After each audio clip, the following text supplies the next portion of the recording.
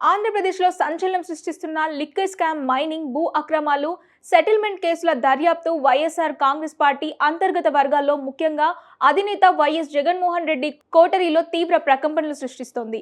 ఈ కేసులో AP SIT, ED విచారణ ఎదుర్కొంటున్న జగన్ రెడ్డి వ్యక్తిగత సహాయకుడు కేఎన్ఆర్ ఆస్తుల చిట్టా రోజురోజుకు బయటకు వస్తుండటంతో తాడేపల్లి ప్యాలెస్ తీవ్ర డైలమాలో పడింది. దాదాపు నెల రోజులుగా తాడేపల్లి ప్యాలెస్ చుట్టుపక్కల కనిపించని కేఎన్ఆర్ మంగళవారం నాడు మళ్లీ తాడేపల్లి ప్యాలెస్ లో ప్రత్యక్షమవ్వడం, జగన్ రెడ్డి అపాయింట్మెంట్లను పర్యవేక్షించడం రాజకీయ వర్గాల్లో తీవ్ర చర్చకు దారితీసింది.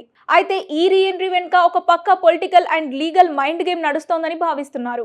కేఎన్ఆర్ విషయంలో వైఎస్ జగన్ రెడ్డి ఒక విచిత్రమైన డైలమా పరిస్థితిని ఎదుర్కొంటున్నారు. 2019 to 24 మధ్య కాలంలో తాడేపల్లి ప్యాలెస్ కేంద్రంగా సాగిన ప్రతి కీలక ఫైలు కదలిక, లిక్కర్ కమిషన్ల దందా, ఇసుక మైనింగ్ డీల్స్ వెనుక కేఎన్ఆర్ పాత్ర ఉందనేది బహిరంగ రహస్యం. సిట్ విచారణ ముమ్మరం అవడంతో తనకేమీ తెలియదు, తన పేరు వాడుకొని కేఎన్ఆర్ వందల కోట్లు వెనకేశాడు అని నమ్మించి అతనిపై చర్చలు తీసుకొని దూరం పెట్టాలని జగన్ రెడ్డి మొదలు భావించాడు. అందుకే అంబటి రాంబాబు కూడా కేఎన్ఆర్ అవినీతి చేస్తే జగన్ కేం సంబంధం అని వాదించారు.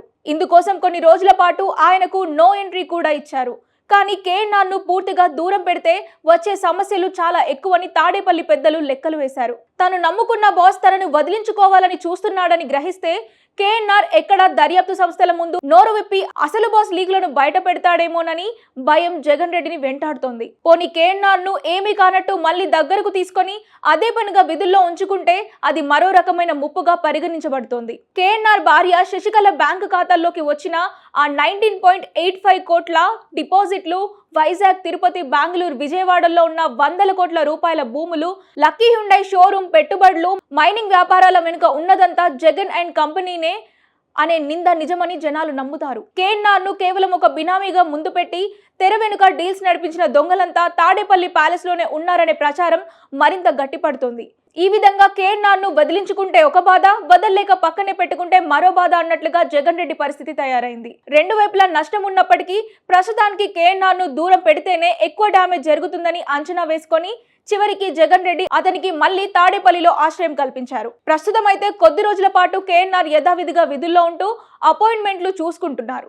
అయితే ఇది కేవలం టెంపరరీ అరేంజ్మెంట్ మాత్రమేనని ప్యాలెస్ వర్గాల సమాచారం. గత 5 ఏళ్ల కాలంలో మద్యం, ఇసుక, భూముల అక్రమాల ద్వారా వచ్చిన సొమ్ము ఎక్కడెక్కడ దాచారు, ఎవరి పేరిట బినామీ పెట్టుబడులు పెట్టారు అనే లెక్కలన్నీ పూర్తిగా తేల్చుకున్న తర్వాత, దర్యాప్తు సంస్థల వేడి కాస్త సద్దుమణిగిన తర్వాత కేఎన్ఆర్ విషయంలో అసలు సెటిల్మెంట్ చేసే అవకాశం ఉందని భావిస్తున్నారు.